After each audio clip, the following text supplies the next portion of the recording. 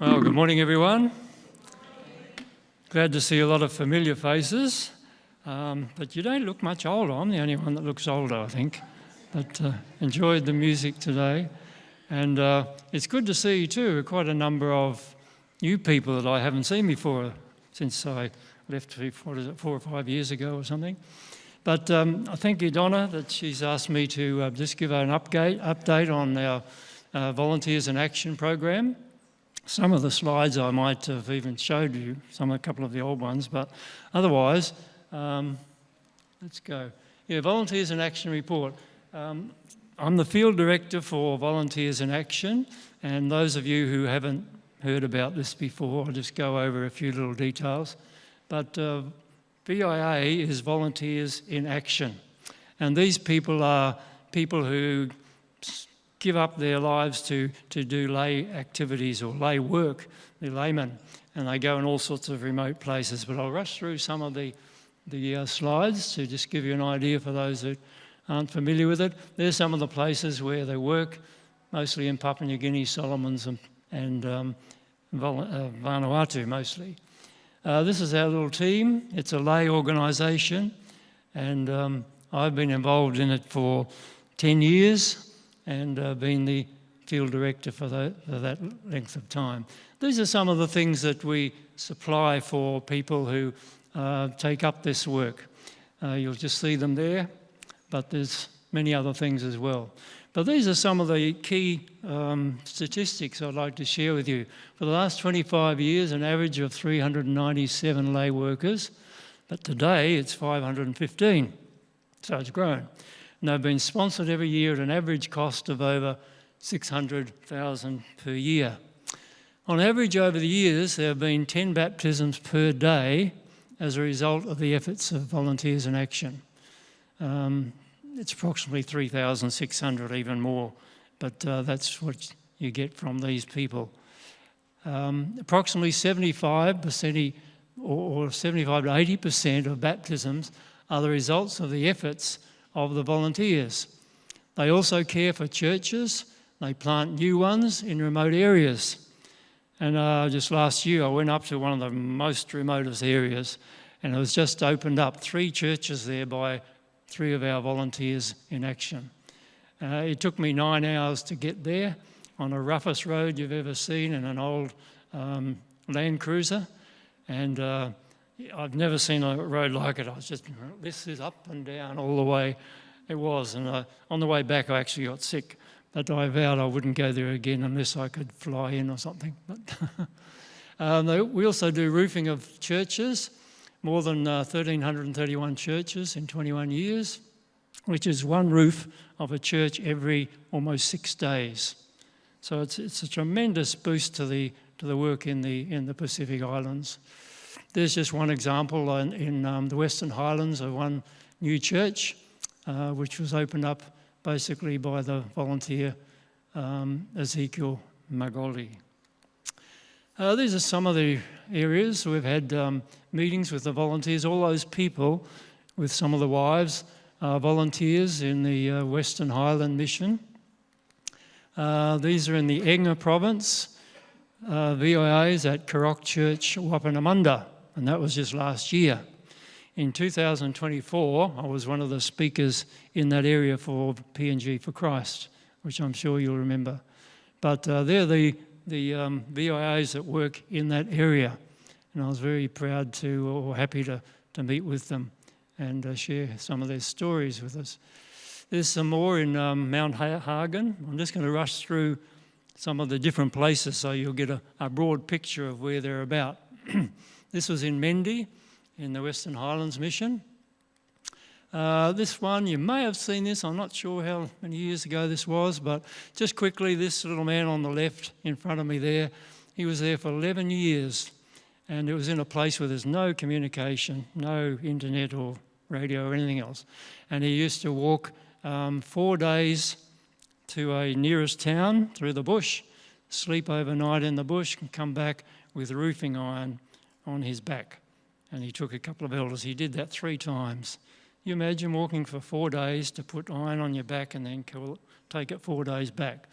But that's the commitment he had, and he was a wonderful, humble worker. This man was good to meet. He was a former criminal, a gang leader. He was in prison for 11 years, but someone came along, a VIA went to give him Bible studies in prison, and he became a VIA worker, working right down near the Indonesia border. This was 24, the year of the PNG for Christ. This is in an area where the General Conference President preached, just a few hundred metres from where that building was. A VIA group in Mount Hagen District, another one in Kainantu. By the way, just going back to that, you'll see third from the your right is one of the ladies. She was very faithful. She's raised up several churches. She had many baptisms, and we have several now in different parts of Papua New Guinea. Quite a number actually growing, that women are taking up the role as well. This is in Kimby, West New Britain, a group of VIAs there. Just out of Kimby, we went to this place where they were putting up a new church, and this was a VIA roofing project. It was a new area, and the land and timber were donated by a Catholic chief. He was a chief of that area. We'd never been able to get in there for many, many years, but because of a VIA who was put in that area, he was able to get friendly with the Catholic chief, and he actually gave his land and his timber to come, and we went down to see that. It was not quite finished at the time, but it was great to open up a new area through the VIA work. Popondetta District in 23, that's their group of them there, and the man on the right with the black and white shirt, he was the president, and he's one of the VIAs from that area who was able to win over a whole Anglican church, and they gave him the church, and all the members came and became Adventists. And he had several miracles of the way God blessed him and helped him to raise up people who were nearly dying. No doctors, no one else could help him. Other churches had tried to pray for him, but he prayed and they rose up. It's just miraculous, one of those modern miracles. Here's one, VIA David Oyok. He conducted regular Bible studies, and a Lutheran pastor and his members attended and soon offered their church for the meetings. This one, he was a new VIA worker. He started a home church in a new area, and in 7 months, he had baptised 17 people. This one, VIA Robert Abaya, he had an interesting story, which I'll make very quickly. He and his wife entered a new area to start a church. But when they were crossing over, it was an area that didn't really want them there. They were against Adventists. But he and his wife were travelling over a river, and they had to go across on a log.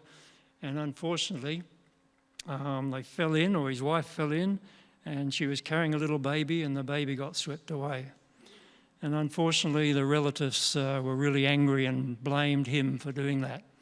And they came and destroyed his house and garden. But he faithfully kept on and built 2 churches last year. This is the president of that mission I talked about before. He was a former notorious criminal. It's a long story, but he was shot at. He just missed a bullet from the police, which hit his brother next to him while they were driving. He was chased by police dogs and all the rest. He prayed, Lord, if you're there, please hide me. And they did, but he got put in prison. And after prison of about 6 years, he was let out for home detention. And while he was in prison, they gave him a Bible, but he used to tear out the pages and roll them up and smoke them. That's what he was like. But he got into this house on his own. The only book there was the Bible. He began to read it. And to cut a long story short, when he got out, he became an Adventist, became a volunteer in action for several years, and then he did his master's degrees. He's doing a PhD at the moment, and he was the president of that mission. What a miraculous story too. There's several more I could tell you. VIAs in North Santo in Vanuatu. That's, by the way, for those of you who know of my plane crash, that's where I left from, just after that meeting. VIAs in southern region of Vanuatu, and some of the VIAs from Madang Manas Mission.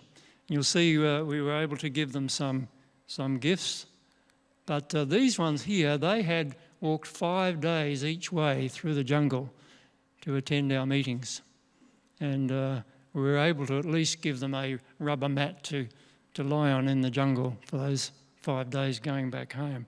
The commitment is so inspiring. When you see what these people, they just give a pittance of money every month and go out in remote areas, have to build their own houses, grow their own gardens, and hopefully can survive until the food grows. But they're just amazing. Former VIOs in the CPIC mission who have now become full-time pastors. And that has happened many times where volunteers keep going. They usually have a basic training at blank. Anyway, the training school, Amara Bible Training School, they usually get 1 year there. But these ones kept going and they became so proficient that they were made full-time pastors. Here's VIAs in the CPIC mission. Beautiful place in that area. A Protestant church and its members is now an SDA church in Highlands through the work of the VIA. These are the VIAs in the Solomon Islands. There's now about 130 of them. When I first started, there was about 80, and they've grown, and they're a really amazing group with lots of good stories I could share with you. I'm actually going to be part of the TPUM for Christ this year, and I'll be preaching somewhere there in July. Just a quick summary. The greatest needs they have is more VIAs, sponsored by 1,700 a year. Sponsors receive 2 reports and photos every year, and we don't get any support from the division or anywhere else. It's all from local churches and sponsors. But most local missions are wanting more VIAs. Every time I go there, the presidents say, "Can we get more? We want more of them." And the funds cost about $1,000 for roofing and for audio Bibles and so forth. Now, this is the former VIA supported worker, Pastor Malachi. He started off as a VIA for many years. I think it was about 15 years. And then he became the president of the Papua New Guinea Union Mission. Now, he's just retired. There's a new one there now, but he was very, I won't take the time to read his affirmation of the work. So Dr. Silent Tobosia, former president of Solomon Islands Mission, and he gives his thanks and heartfelt gratitude once again for the work of VIA.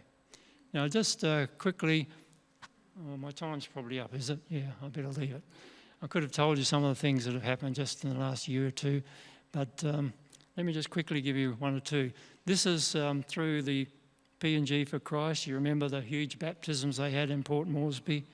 This is one I had in Wapanamunda. They're in the water.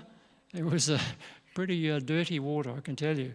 The night before, when I finished my evangelistic meeting, I walked out into the rain and tripped over onto stones and rocks, cut my leg. The next day I went in there and the dirty water caused it to be inflamed for quite a while.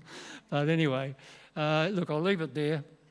Thank you for your attention, and pray for them, because some of them are in very hard circumstances, very difficult areas to work in, and yet they produce, as I said before, 75 to 80% of baptisms, and they don't get very much out of it, but they're so faithful. So please pray for them, because they need your support and your prayers. Thank you very much.